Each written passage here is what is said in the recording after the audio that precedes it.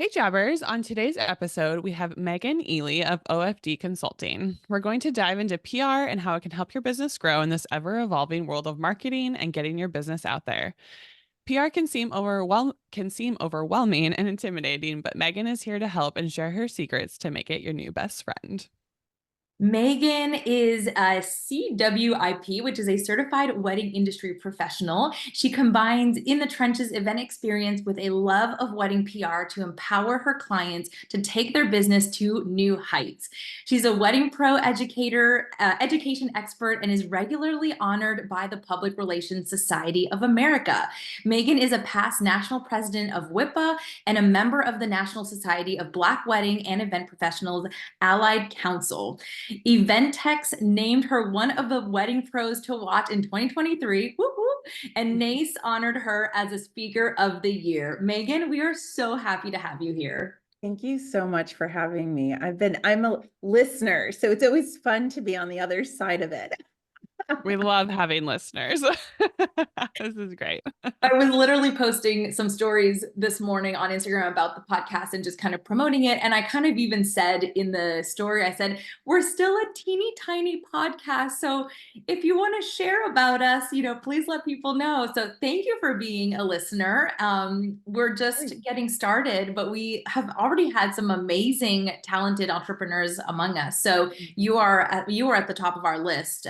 So we are so happy to have you. Thank you.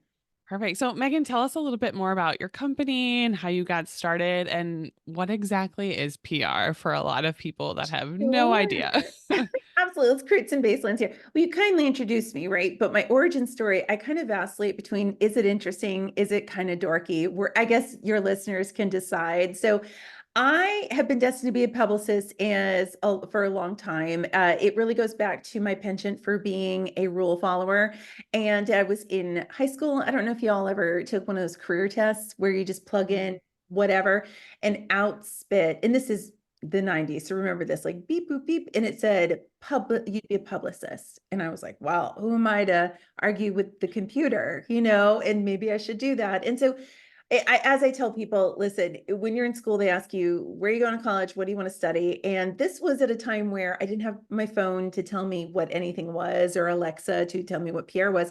So I was just telling my friends' parents that I was going to be a publicist. Like, I'm just going to go with it, and people were so positive about it. Maybe I'm onto something. So, but I decided at some point I had the idea that I should actually look it up. And that answers kind of your second question of like what PR is. And what essentially it is it's someone who, they represent people who have something they want to share, that they're great at this. There's like a message they want to get out there. They're a top tier at this. Their product is top tier at that. And they want to get out to an intended audience, which that could be people buying from you, listening to you, referring business to you. And the connection between two, that message and that audience, it's the media. So it's someone who works alongside the media to make sure that message gets out. So I read that and I thought, okay, that's actually, yes, thank you, computer. That's what I want to do. So I went to school for it. And there's a bumpy road that got me back here, but I did take a bit of a detour for about 7 years. And I was in the wedding and events industry. And the big promise with my bosses was, listen, I'll book the heck out of these venues, but I want some PR projects. And they acquiesced, which was great. And I finally decided during the 2009 recession, so at kind of the worst time ever, I just bought a house, about to get married. Why not start a business as well, which it always been in the works, but it started it was expedited after I left an unhealthy work situation, which we'd need wine for. So we're not going to talk about that today. Yeah. That's how it all came into OFD 15 years ago and how I learned what PR was. And that means a lot of things to different people, but essentially, utilizing the media as the channel to connect that message to that right audience. Did your channels change over the years? So like, I think even when I was in college, I went into marketing and we talked about print, we talked about television media, right? Yeah. And nowhere did we talk about social media really. So did you have to adjust a little bit and learn as that came up? It's a full-time job to evolve. I'll be perfectly honest. 15 years looks very different. 20 years since college, do the math on that. We were like mailing out press releases, right, to the print Oh media, my which is still gosh. around, but Yeah. I know, right?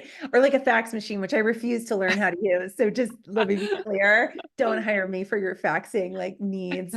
But anyways, yes, it has evolved, but I think the bigger thing I want to address with what you're saying, because you said social media, is it's not only evolving because I live in the online space, little bit in print, more so in podcast, if we're being meta for a second, less so in TV. It's just where the audience is. I primarily work with people who want to get in front of Gen Z or a young millennial audience, and what they Mm, want is different. But what's interesting too, to your point, is how do you decipher between that and, like you said, marketing, right? Because someone will come to me and say, oh, can you help me with my social? I'm like, nope. I mean, I can help you watch cat videos on TikTok because I'm yeah, like, I'm super good at that. But the media, to me, academically, PR is the channel is going to be the actual media, working with journalists, working with podcast hosts, editors. But things like your owned channels, your blog, website, social, that's going to be marketing. And I'm pretty unapologetic about that. So for me, myself, and every publicist is going to be different and tell you a different what have you. But we're pretty strict on, we just want to focus on the media because it takes 24 hours in a day to stay on top of that. I don't have the bandwidth to learn an entirely different discipline. So it just depends on who you ask. Yeah, and another question, sorry, I know we have so many other questions, but this is fascinating. In my mind, when I think of PR, I think large corporate companies or politicians, Mhm. right? Actors. Like I think of Samantha in Sex and the City. Yes. She wasn't representing the local photographer as far as I know, right? And so No, I'm just so excited to dive deeper into this because I just think, wow, small businesses can have a publicist and a whole PR team, and it can be a huge advantage to them. So, um, did you always start with small businesses or were you starting with bigger corporations before? that's a great question. And so, well, there's a few things to do. One is I actually have something called the Samantha Jones complex where people think PR is sexy. So you're speaking to my Sex in the City heart, like immediately, immediately. And so when it comes to that, because I do reference her a lot, the fact is PR can be for anybody. I did work in corporate over at the Nike World headquarters in their commerce. I've worked with nonprofits, but when I went out on my own, I saw this gap. Now, I personally am very niched down within an inch of my life to small businesses in the wedding and event industry, right? But so it's proof that you can represent at that level. But PR for large corporations looks very different from budget, from needs, Mhm. from placement. If you work for Nike, they're going to be asking for the New York Times all the time, and CNN and Fortune. And then with small business, it is going to look different depending on what their story is, what their goals are, and frankly, what their budget's going to be too. Every publicist handles that differently. So yes, small business, absolutely. It may seem like a big ticket item, and it can be, as seen on HBO, but just like marketing. I mean, you've got corporate America has huge marketing teams all the way down to a small business who would benefit from a consultant. Oh yeah. Okay. That helps so much because I think it's a scary topic but It we have is a so scary much topic. more. I try to take the scariness out of it. Like that's my goal when I chat with people. I'm like, don't be intimidated. It can be Yeah. done on your own. Oh, yeah. Okay. So tell us what would be some real life examples of PR for small businesses? Like, truly, based off this conversation, it sounds like it can be through multiple channels and multiple ways. You said you're focusing a lot on podcasts right now, but what are some examples of maybe stuff that you've done with your clients that are Yeah. small businesses? Happy to share things we've done in the last couple of months, because at the end of the day, as I tell when you're looking at a publicist, you really need to talk about what they're working on lately because the media changes so much. I'm not going to sit here and tell you about something that happened 10 years ago. And so, yeah, well, podcasts are a great first start. I mean, we're working with a lot of folks where we are coordinating with podcasts who come to us. I have a very different model, which I can go into if you would like. There's different ways people can be serviced by a PR practitioner. But, for us, we've worked with some great podcasts who've come to us in our niche and say, hey, listen, we're looking for guests in X, Y, and Z categories. What can you do to help with us? And so we've been securing really great pickups where you've got a guest and they're coming on and they're offering something that hasn't been shared on the podcast, is being offered exclusively. And that's great. Sometimes people are very open to topics, and then sometimes they're like, I really need more sales. I really need more DEI topic, things like that. And we've had podcast guests who have gone for years, like picked up, and it just gets picked up on good old Google forever, and they're still seeing it. But let's use something more real life right now. We're working this week with a few writers, one from the New York Times who really has very specific needs for an article that has already been confirmed with her editor. And so our goals come in. I'm not pitching the ideas. Instead, I'm pitching her sources, people who can be interviewed, high res images to accompany. We're working with the New York Post on two very particular articles right now where, we worked behind the scenes with them on that. They already had everything approved. And so our goal is to, because we're so firmly niched, is to provide the right sources, ask the right questions, and help them get featured. So the hope is you open up the New York Times in a few weeks and voila, like I'll be knocking over people at the Barnes and Noble locally to get the 5 copies, that no one else is allowed to have when we're in it.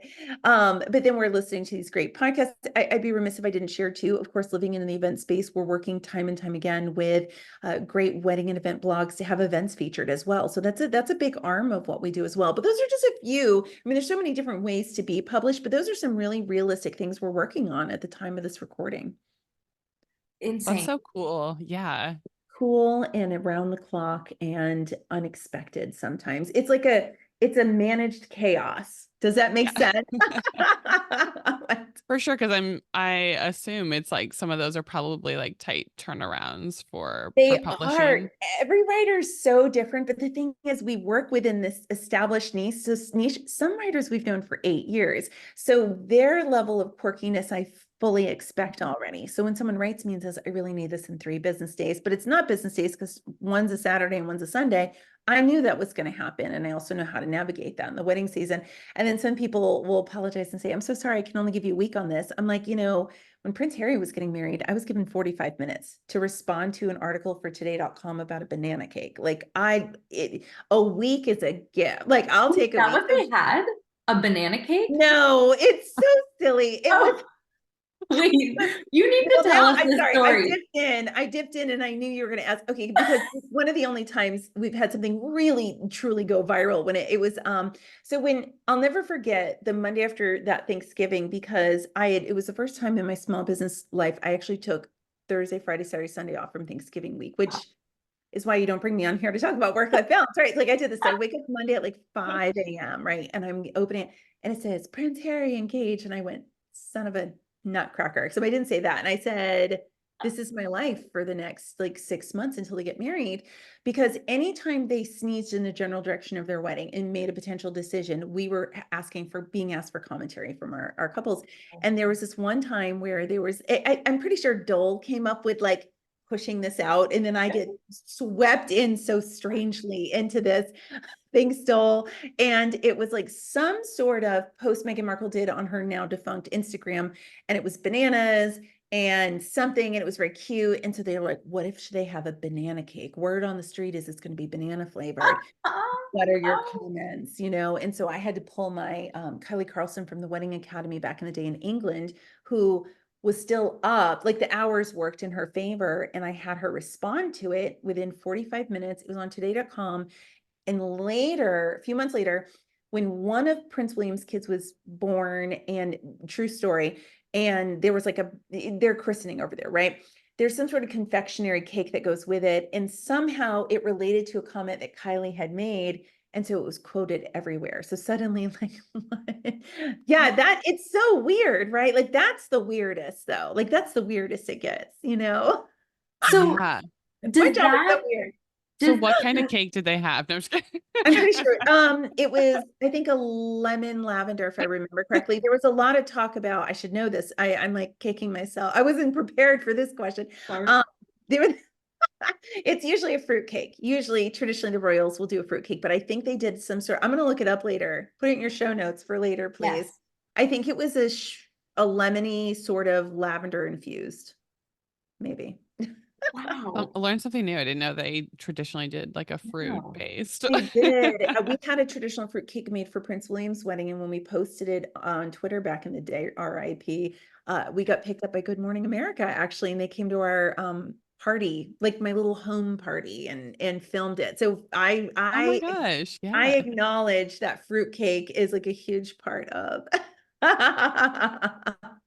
Yeah. I feel like this is really showcasing just like the leverage of what a single quote can Well, and the like turn randomness. into. Yeah. And the Notice there was randomness. no strategy in any of what I just shared with you. You know what I mean? Like you put yourself right place, right time. There's a lot of Yeah. great strategy out there, but then sometimes you hit it right, and you're like, well, okay. Yeah.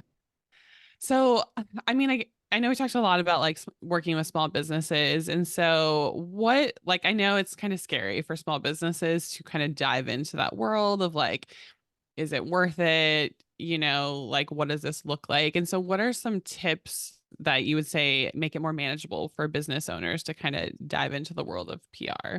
Absolutely. It's how I approach a lot of things in life, and it's building goals and parameters, right? I literally wear all the same colors and things because I don't want decision fatigue, right? I have speaking outfits, I have things I draw even with my own company. I'm a speaker, as you guys mentioned. I have goals so I can be laser focused, no one say yes, no one say no. I think people should approach truly PR like this. I think it can be overwhelming very quickly if you don't know how to narrow down your focus.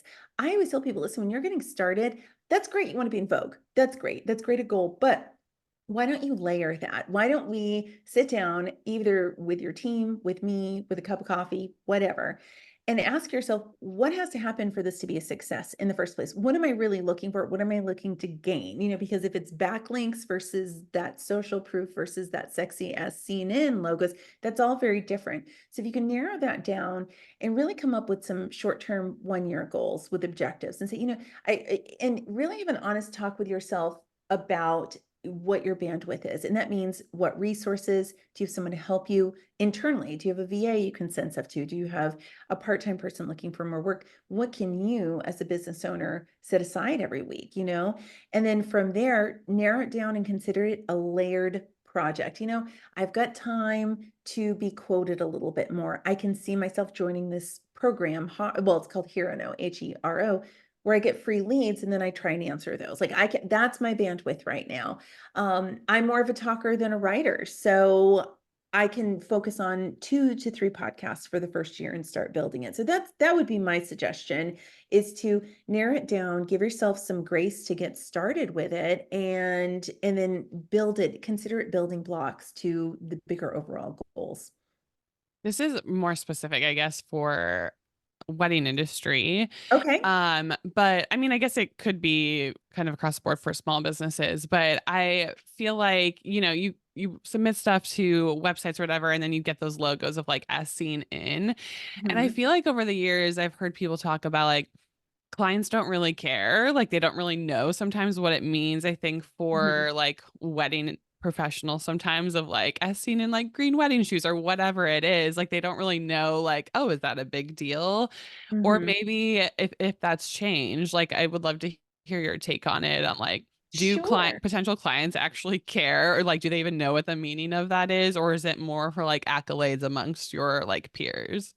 It's a mixed bag. It's going to be a mixed bag, and I'm never going to blow smoke when it comes to that. The fact is, we are currently going through a generational shift in the wedding industry where we're getting more closer to predominantly Gen Z, as well as, like I said, the younger millennials. But let's focus on Gen Z for a second, which is funny because I always think Gen Z, I'm like, oh my gosh, you guys can walk? What? Like, what? What? But I have Gen Z team members, so I have to remember they are in their 20s at this point and in that age. So what we're seeing from a consumer standpoint, and this is not just white, I mean, this is consumer behavior of Gen Z. They are looking for the social proof, which is going to be other people thinking you are great. There's one thing for you to be able to go on and have a gorgeous grid and on Instagram, be funny on TikTok or whatever you want that makes sense for your brand. But at the end of the day, they need to see that other people think you are great through testimonials. They want to know editors and so on and so forth. I would encourage people to look at Splendid Insights, which you think Splendid, she does a great job doing the consumer behavior of couples. And what they find more and more is that press to a degree has some impact on, I'd have to go back and see it, somewhere in like a quarter to a third of people's decisions. Doesn't mean it means something to everybody, but there's some bit there vacillating between, yeah, there's some level of importance to know that if I'm looking at A planner and B planner and the price makes sense on all, their portfolios are great, we get along, but the big difference is this person's a noted expert and they're getting featured in X. Yes, it 100% makes a difference. It just does. I mean, we're seeing that statistically. But I think to your point about vendors, I want, if I may address that for a second, and just couples as a whole. Statistically, also what we're seeing from many reports is that people use Google, many things, but they use Google in particular to find a lot of their wedding day vendors to start. And I'm not an SEO expert. I'm not sitting here saying I am. I can give you SEO. I'm not one of them. But having those backlinks from being featured, the as seen in, all those things, those links, I have people who come and join my membership, and they, within a month or two, because of several things they're doing, including backlinks, they're getting moving up on the keywords with Google, which is where couples find them. But to your point about vendors, I work with plenty of photographers who want to get featured to keep their venues and their planners happy. I have people who submit because they say, I love my couples. I get a lot of referrals from them, which under Google, some of the other top ways that people find you. And the referrals from happy couples and vendors, they want to keep that relationship going. And yes, you can send holiday cards and fun surprise and delight campaigns and network with them at Nace, Whip, Ilea, blah, blah. But, and also, if you really prioritize getting featured and to be able to give people the content, the accolades, all of that, there's something to be said for all of that. So PR touches on the importance for some couples, some more than others, the generational shift, and then also the keeping the vendors happy. So it's a little bit for everybody, but I'm not here to say it's for everybody. You know what I mean? Like some couples don't care, and that's fine. Right. Yeah. No, It's that's for really them. helpful. Yeah. Yeah. Okay. Yes, that's fascinating. Again, I feel like every answer you give us, Megan, we could have a whole separate individual Sorry. topic podcast about that. So we're gonna have to have you back for part two one of these days. Okay, done. Um, okay, let's talk a hot topic online, and let's call it mostly happening in Facebook groups, if I Okay. may be honest of what I'm noticing. But a lot of these conversations that are happening in Facebook groups from wedding pros and probably other creative businesses, but is the concept of pay to play.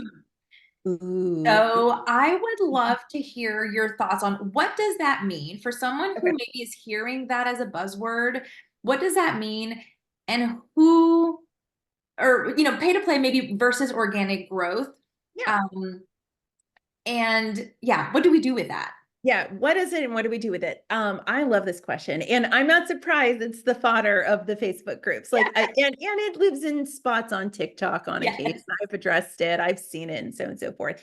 So pay to play is really answering what's advertising and what is PR. That's the first question. Again, PR, message, media channel, audience, right?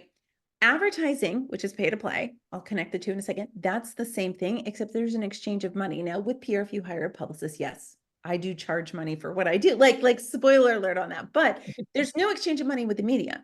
Pay to play is when here's the thing with PR, there's no money exchange. When there's an advertorial that is pay to play, there is money exchange. The big differences are this. With PR, you get featured.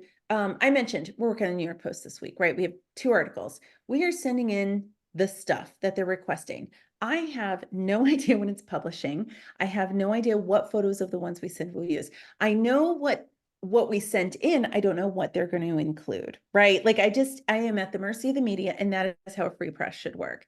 With pay to play, you are paying for the privilege of place and time and focus. And I'm going to give you, may I give you a controversial? Please, Yeah. drama. I know exactly what y'all We are talking love the about in drama. those basic groups. So let's get dramatic here. Let's talk about British Vogue. Why not? I've never talked about it on the podcast before, but I think we should talk about it. First of Exclusive. all, Vogue is amazing. Vogue is the get. That is what everybody wants. British Vogue has amazing weddings that are featured, and they're well deserved and they're gorgeous. People submit them. They have the right stuff. Accolades, that's PR. But we are fighting against right now something very interesting where I have people come to me, and forgive me, this is more in the event space, but I do think it does apply, where people come to me and they're languishing because like, well, I see everybody seems to be getting on Vogue these days, British Vogue, and they're showing us pictures. So if you go to someone's Instagram, and what you're going to see is the Vogue logo and the photo and all this stuff. But what you have to do is go through the scroll. You have to actually go through the slideshow. And what you're going to see is a white page with lots of different little photos. And you're going to see that's where they got featured most of the time. At the top left corner, it says special advertising section. Some people just have it on there, as they should, FTC and all. And British folks doing everything right. I'm not at them for this. Some people crop it out. No one, 100% of people are not going to mention they paid for the placement. Last time I checked, it's hundreds of dollars of investment for one photo to be included. That is pay to play. I am not here to say whether that's bad or good. What I'm here to say is that is someone saying, hey, listen, I want to expedite. There's this opportunity. They are discerning to a degree, right? Because they're not just going to put anybody in the magazine. So to the credit of the people, you're not just going to take anybody's money, but it is a paid opportunity, and how the people share it, which I've yet to see someone say, look at what I paid for. I mean, I've never seen so I say, look, it's been my lifeline goal to be in Vogue. And I'm like, well, you did it, didn't you? Like you did it, you know? And so that's pay to play. Now, the controversy is it right? Is it not? Here's the thing. A promotional strategy is not just PR. It's PR, it's marketing, it's Pinterest, it's Instagram, it's all the things. If someone feels that paying for placement will expedite their goals, I'm not faulting them for that. We have an advertising budget for a number of things that we pay for.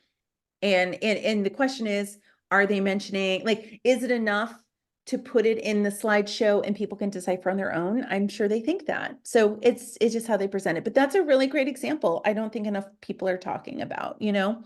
What makes me sad is that the only icky part from it, and it has nothing to do with the outlet, it has nothing to do with people, is that there are people who they compare those outsides to their insides and they question their value. And I'm like, well, you know, if you were a little stalker like me, you'd actually have a pretty good handle and not feel bad about it. But we all, it's human, you know, to do that. So well, you nailed it, Megan, because that's exactly, and Kari and I have had these conversations about the comparison game. And I have seen these posts in the last month go around, and I'm like, you know, of course, at first I'm like, good for them. And then I'm like, aw, sad for me, you know? And so it's kind of, I just wish I didn't know. I didn't know to look if it's paid or not. I'm thinking, holy smokes, so many people got featured. It must have been a huge call out for that I missed, and I'm the worst. That I missed. You know? And that doesn't take away from all the amazing people being featured. Also, many media outlets have paid opportunities. Sometimes we pay into them for certain things, but we also make sure that when it's being featured, because of the FTC here in the US, that it's very clear that this is what it is. You know what I mean? So it's a way to expedite. Every media outlet has it. I have no problem with it as long as it's being, I mean, you know, British Vogue's doing it right because they are putting special advertising section. You know what I mean? So it's like, it's a hot topic. It makes me sad that people feel bad about it, but they don't know the full information. I think that's where but it's human nature for all of us, even the best of us, to say, yeah, like I always have to jump on my Peloton and give it a real run for its money when I get annoyed by something in comparison, you know, I try to be healthy about it. I mean, that's a great, outlet. I just had a PR for the first time in 2 years a couple days ago because I was just so bent out of shape about something. I was like, well, that's great. Yeah, it's almost, I feel like it's a good piece of advice though, to kind of like take things at face value of like being like, well, who knows how they got in there, you You know? just don't know. You never know. And that's the thing is too, I want people to, not, if I may jump in here on my little tangent, I don't want people to compare other press portfolio because they don't know the story behind it. Did they hire someone? Hiring someone, the end typically expedites. Do they advertise with them? Are there a certain number? Do they have a photographer who has an in at whatever for anything, you know what I mean? And that could be something like the Oprah Roundup. That's an equivalent in kind of like the consumer world of like that Oprah's favorite things, you know? Mm-hmm. Yeah. So I know been talking about like pay to play versus organic growth, but at what point do you feel like small businesses should step up, you know, and go to the next level of paying for PR and marketing Yeah. services? And like, Should it be when they're just starting or they have a few years under their belts? And like I've been doing this for a while, like submitting, quotes to be published on different like websites and stuff like that. But I'm also at a point of like, this has been helpful, but I feel like I almost need to step up to another level of like Sure. really making sure I'm getting like my bang for my buck and really getting more leads to my website. And so I'm curious like what your advice is on like when people should start or how Mhm. they should think about, Bringing paying for in those services. someone. Yeah. Yeah, here's like my overall rule of thumb. When a business owner's time can be better spent doing something else. That's first one. And I always compare it to year two of my business and sitting in a pile of receipts crying because I couldn't figure things out because I'm terrible at math. Can I do math? Yes. Is that the best use of my time? Could I pay someone to do payroll, taxes, whatever, and then I say 15 hours as long as I put those hours to something else? Absolutely. So that's how it is with PR. It's first and foremost, can you take the time spent to do business development, to do other things? If you're working too many hours, maybe to take a step back and have a little bit of like I recognize that as well. So that's part of it is if you can take your time, I'm all about time being my top commodity. That has the most value to me than anything in my business, the end. The other part of it, and you brought it up already, Kari, it's the idea of, okay, I've done it and I have the time, but I'm here and I need to raise it here. And I don't know if I want to wait 1, 2, 3 years for me to really firm up those relationships. If I can find someone who can expedite that. I recently paid someone for an hour of her time because she's a genius at YouTube. And I'm like, I need to up that strategy. She was on stage speaking. She could spend, I could spend 18 months learning what she could do, or I could take my credit card, run it through her Calendly and save 18 months and level up. So those are Mhm. kind of the big things. The one thing I'll caution is if you're leaning in the world of expertise, being quoted, whether being interviewed at radio, TV, podcasts, you mentioned something, it was like when I just start my business. Here's the thing. If you're leaning into thought leadership, are you a thought leader if you just started your business? You could be because you did 10 years of X, but I'd really question that. Like we tend to work with people, the magic number is 3+ years joining the OFD collective. And some people have been in business 15, 20 years, and that's amazing. But someone before that doesn't always have the portfolio, may not have the knowledge. If we're representing a planner, but they were in venues for 10 years, sure. Come sit next to me. That absolutely works. But it just depends. So do you have the know-how? And then also the budget as well. I mean, we've got to talk money here, right? I mean, Mhm. I'm a cash flow girly thanks to be Sage and Michelle Loretta. Like, so I know what I can spend, but if I don't have the money to spend for quality X, I'm not going to bring someone in. And so too, like save your money until you find the right publicist versus someone who just fits in your budget, you know? Yeah. Yeah. That's great advice. Okay, shifting gears a little bit, let's go back to social proof. So you said that is super important for Gen Z, which was really cool to hear because I think it's something that any business can get reviews and all that kind of stuff. Um, how do you think business owners can use social proof to their advantage and leverage it to book more clients? Like, I think it can seem daunting and always changing. So how do business owners stay up to date with that? Sure. So social proof goes back to that kind of generational shift we've talked about, that it is going to be of the utmost importance. Again, people need to know that others think you are great. And there's many ways to do that outside of PR as well. That is going to be testimonials. That's going to be someone who, let's say they do gift boxes and they've worked with some Fortune 500 companies or major local small businesses. They can see that. It's the PR of it, as seen in those sexy logos, right? The logos that Samantha Jones made sexy, Uh, all of that, right? And so not to be too repetitive here, but it's a layer effect with social proof. It's overwhelming, but you first have to start by asking yourself, well, how can I prove other people think I'm great? What kind of press, what kind of testimonials, what kind of associations? When you interviewed me, or you introduced me, I should say, you mentioned how I'm part of NSBWP and WIPA, like that's social proof, like the leadership and all that. So once you look at all those, which can be overwhelming, ask yourself, what buckets can I fill first? Like, what's the low hanging fruit here? I do this a lot with speakers where they come to me and I stress them out. I don't mean to, but with these speaker pages, I'm like, you need more social proof. Your buckets could be testimonials, those who've heard you speak. It could be where you've spoken. It could be your press. Don't have to. I'm lucky. 15 years I've worked to get all the. I am coming out my ears with social proof. But that's in the early stages. It's a layering effect. Start with a little bit of quotes. Start with testimonials of people saying you're great. And then you go from there. So I not to be too repetitive, but it really is that, not to quote a Peloton instructor, but here we go. Forward is forward, like a little bit every time. You don't have to do everything all at once, but it Mhm. is important. And do you think, I mean, I know we talked about like getting published online for small businesses. Like, what do you feel like is the greatest benefit of that for small businesses? Like having your name quoted here on different websites? Sure. Honestly, it depends on what the goals are. For online, I can't help but think about a couple things. One is if you are truly in a spot where the readership are your people, does not mean, great example. I could spend all this time being featured over at entrepreneur.com, and that would be amazing because my family would be impressed and people would see it. But that's not my audience. I'd rather be over at CaterSource, specialevents.com, weddingiq.com, where it's a small but mighty audience of people who. So bang for buck is putting yourself in front of the people who will buy from you. And that could mean a smaller audience. But also, and again, I'm not an expert at this, but all of those backlinks, I mean, I've seen companies absolutely transformed on Google because they're doing their due diligence with SEO, all these things that I don't understand because I hire people to do that for me because I'm just like, I don't know that. But having all those backlinks as a result of your online, the magic's going to be there for a lot of this as well. Yeah.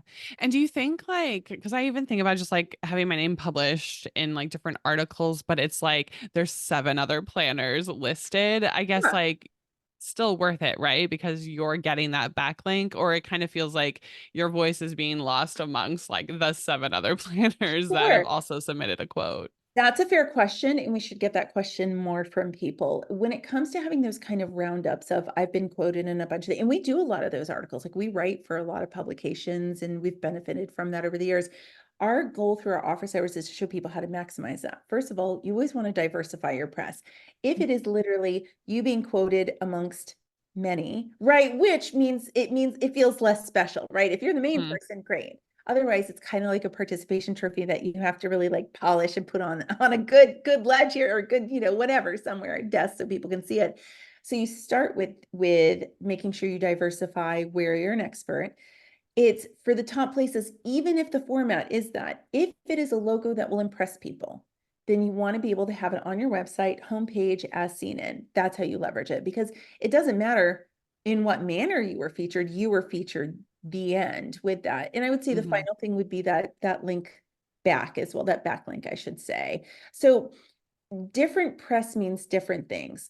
A mention among few in the New York Times will have different bravado, different promotion style versus a roundup on, insert media outlet there, Yeah. right? So, but they Yeah. all have value in different ways as long as we set our expectations for what that's going to do for us. I would hope, and I know you're 7, if it's going to be you and 7 planners, you're probably not going to have someone's going to read it and not in agreement, but probably not hire you from the offset, right? It's going to Right. have to serve Yeah. it. I mean, not to like I'm No, such a yeah. bubble burster. I'm like the most candid one you'll find where I'm like, it's not going to do that for you. So, Yeah, I love that. Yeah, yeah, I mean, because I feel like I've had that for years, but then I'm like, oh, the article, like I'm like, cool, like I've maybe been on this publication multiple times, but I'm like the fifth quote down out of the seven planners, and so I'm sure. always like, oh yeah, is that like really beneficial for me? It's how Or you package it, though, because yeah, you're not going to share. I wouldn't personally, if you had that, I would tell people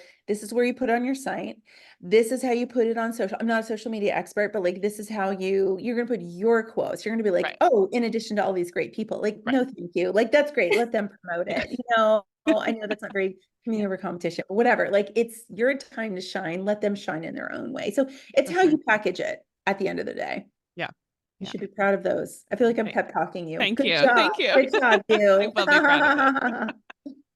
Well, and I think about it a little bit like blogging, where it's almost so I still blog on my own website, and I Yeah, have found it to bring me a lot when it comes to Google. And I know this is a little off PR topic, but I know for a fact people are not reading the whole blog article. They're for not. sure. They're Sure. looking for the headers with, if it's a question, they want the answer to the question, or they're Mhm. skimming, they're looking at photos. But at the end of the day, it is still telling Google that my site is regularly updated.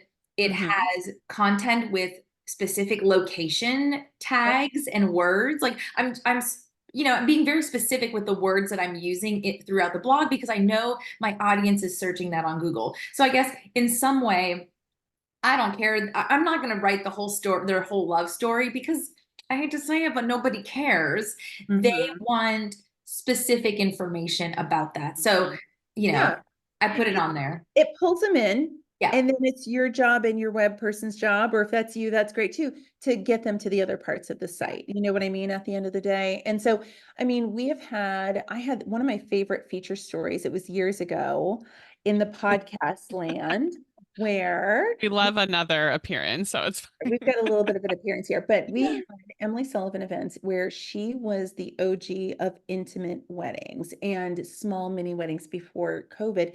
And she did a wonderful podcast it was the Bridezilla podcast at the time. Yeah. And it has showed up. It was like 2017, 2018. It was the rise of micro weddings, and that went bananas, still searchable. She's still getting stuff from it to this day, you know? Wow. Yeah. Yeah.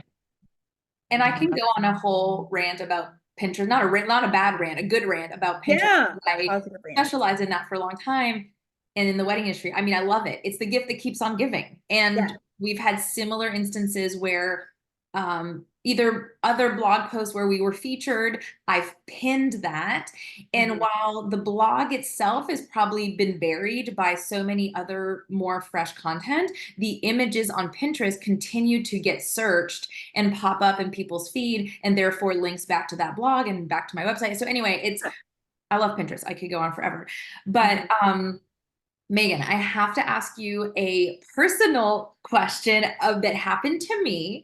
Okay. So this past March, I had a wedding on a rooftop in Nashville, and I took a very short phone video of basically there was a band playing on the rooftop, and I panned over to the building next door, and there were people on their balcony clapping and dancing from their balcony. That's really sweet. It was so lovely. Like, it kind of reminded me of the beginning COVID days, like after things were scary and when people started embracing the like distancing and doing music on their balconies. Anyway, so I posted it on TikTok. I had maybe 112 followers on TikTok, went to bed, and the next day and a few days later blew up. I now have over 5 million views on TikTok. That's wild. It's insane. And I don't know what to do with it. And I've done nothing. I will say that I have had some people from like media companies reach out to me, and I am so inexperienced in how to answer them. And I think I'm so scared of getting screwed over that I just don't answer anybody. She's like, I shut down. Is that the right? I'm like, this is out of my comfort zone. I'm just gonna let people enjoy this video. So if something like this happens to people, this happens to everyday people where they post something and it goes viral, how does something like this, like how does a PR team like yours turn this into advertising for your business or make it go further? Sure. It's a great question. It's a complicated one that I can answer in part because, we don't specialize in TikTok, although I'm an avid user, like the type who they are like, it's time to go to bed. I don't know if you get those alerts, but like I get them all the time. Yep. So I do. Here's the thing. I'm going to burst some bubbles to start because I think it's very cool. I'm going to do the positive and then kind of the burst of the first of all, the most positive of when something positively goes viral, like viral for all the right reasons, right? Which is different than viral for all the wrong reasons. Yes. The great news is it introduces you to a larger audience. And then the question back is, well, what are you doing? What kind of new content are you putting out there now that you've got this new audience? None. If I had been Prince Harry time, Meghan Markle wedding back in the day, and let's say it was in TikTok times, and I got picked up by whatever, that would lead people quickly to me, and it would force me to really start deciding, do I want to create more content because I'm on people's For You pages, so that's the positive of it is it sends new people to you. The question is, what are you going to do with that audience? It's kind of like you pay, except paying, you pay for an advertisement that goes to a magazine that becomes very popular and then everyone goes to your ad. Like, what are you doing with the audience coming to you? So I would, or to your point, a pin that explodes, like, what do you do with that? So there's that first thing. That's a positive. here's the downside, the bubble burster over here is when something goes viral, like we've had weddings where there's a component that went viral, but then they're like, well, what are we going to do for this for a wedding feature? It's like, well, the wedding feature is based on the details and the photography style, and they don't really necessarily care about that part of it. You know what I mean? And so I actually did a reel and actually did a TikTok on the idea of just because something went viral, yes, it can send great people to you and you got to run with it, but it doesn't necessarily go further in that the media. That's sometimes, right? That's more wedding and event focused. But let's get positive for a second.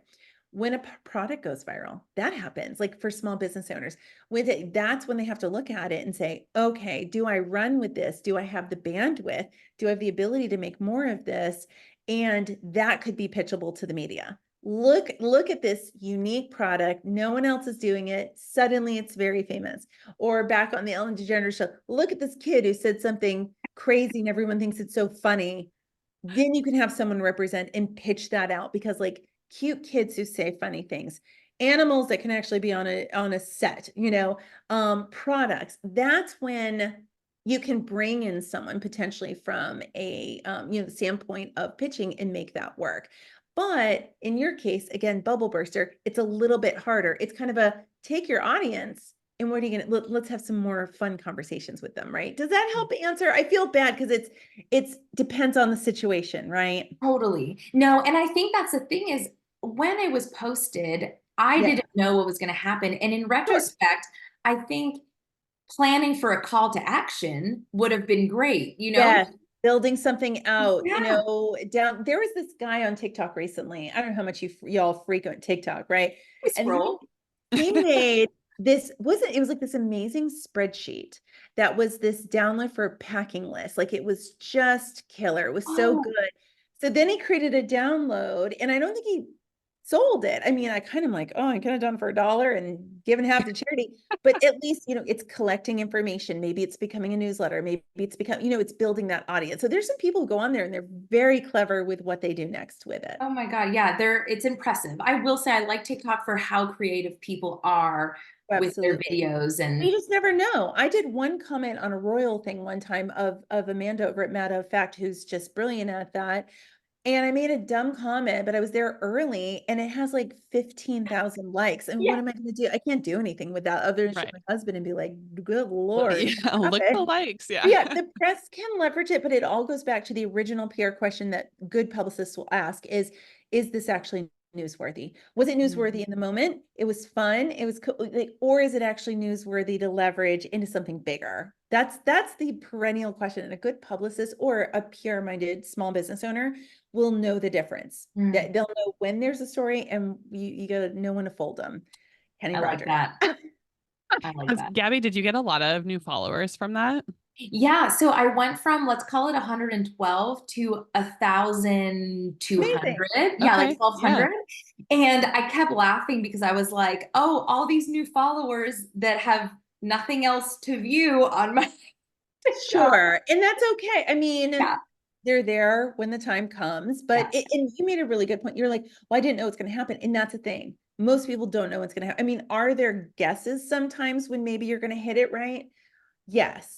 But for the most part, and yeah, there are people who live for the viral moment and they create viral moments like YouTubers and things like the ones my son watches, they know how to go viral, but like for the rest of us, we're not going to know when that hits. yeah. And I will say, so I have a small YouTube channel about that's related to wedding planning, Yeah. entrepreneurship, and a little bit of Pinterest. And so I was like, okay, if you did well on TikTok, let me put you on YouTube as a YouTube short and see what happens. And sure enough, it went viral again and I am monetized on YouTube. So I made like, I think we're at $750 right now just from Amazing. that YouTube short. And I was like, okay, then that's worth it. If nothing else. And I did get thousands of new followers. I think I went from 3,000 YouTube followers to maybe I'm at 8,000 something right now. And that to me was more exciting than TikTok because I am a monetized YouTuber. So anytime I post content, more viewers are going to see it, is my Mhm. hope. Will they be wedding relevant people? No, not all of them, Sure, but but who they're knows? there, Yeah. you know? they're there when you're ready to. We had this thing that it didn't go viral, but it got very popular during the pandemic. We made like this coloring book for the wedding industry just because everyone was so stressed out, and it was all bad wedding trends like mason jars and stuff. And we ended up with like thousands more people as a result. Went on Style Me Pretty, all the things. And I didn't know what to do with it. But then when the time came and I actually had something of value, they were there, Amazing. Yeah. Yeah. It's like leveraging the audience, whether you know they're the right people for you or not, but like The keeping them lead. interested, like Where there's an unsubscribe button, there's a way. right, right. They'll leave if they don't want to be there anymore, and that's fine. Yeah. 100%. Mm-hmm. Man, Megan, this has been so good. So what are some tips kind of as we wrap up that you could give small business owners who want to dip their toe into PR, kind of get like the most bang for their buck, maybe if they're like Sure. just getting started? Absolutely. So, when it comes to PR and just getting started, you can do it at the risk of being a terrible salesperson. You can do it yourself. I mean, that's the thing is PR is intimidating, but it's not brain surgery. And so it can be done in-house. So I would say start with the low-hanging fruit. Start with, if you advertise anywhere, reach out and ask them if there's editorial opportunities you're not aware of, because sometimes it does get a little gray area of, and sometimes they get first rights on things, especially local, right? Publications, things like that. Start there. I would say, so I mentioned Haro. It's now literally at the time of this recording, it's now called Hero, Hero. It's a whole, it's Haro to Connectively to now, anyways. So what it is Hero. Help every reporter out. Just Google it. And it's a I free wondered what service. happened to it. That's a whole other that I love. The person who founded it years ago sold it, and then it just got kind of ruined under the corporate eye. And so now he started it back up. I love it. My membership is a model of Haro for the wedding industry. So I really admire that model. And so, long story short, joining Help Every Reporter Out, which is starting back up, is free. 1 to 2 times a day, Monday through Friday, with the exception of holidays, you're going to get a whole list of email inquiries. That's just kind of a hey, these are writers who are, or just like how we do it, there are writers who already have articles that they're working on and they are looking for sources. And so it allows you to kind of jump in at the early. So I say start with those quoted, QWOTED. That's another one, and it can be free or low cost. So start with start with the programs. And if I may say, if someone's like, well, I'm doing that already, what's kind of like level 2? Is I would say, especially if you're local in your market, what you want to do is come up with a spreadsheet any which way you can of some of the local great places, online, print, whatever's big in your area. I want people to do a little bit of homework and dig in and figure out, well, I've got this great story, whether it's my product, my offering, ideas I have, who's the right writer at these publications that could be a fit. And then from there, it's going to be a matter of just starting to reach out via email and introducing yourself, offering to be an expert, offering what have you with that. Like that's how I got started. When I went out on my own earlier than expected, I reached out to all the local markets, introduced myself as an industry expert, and I've known them for years now. So those are kind of like level 1, level 2. Yeah. Those I are love great that. tips. Yeah. Thank you. Yeah. Oh, Megan, seriously, part 2 coming soon because I know we're going to get a lot of questions and a lot of great feedback. So thank you for spending the last hour with us. Where can people find you? How can they work with you? Absolutely. ofdconsulting.com really is kind of the home of everything. You find me there on Instagram. For those interested in kind of our membership, which has all the press leads, all this submission services, that's ofdcollective.com. So always happy to connect with people either or.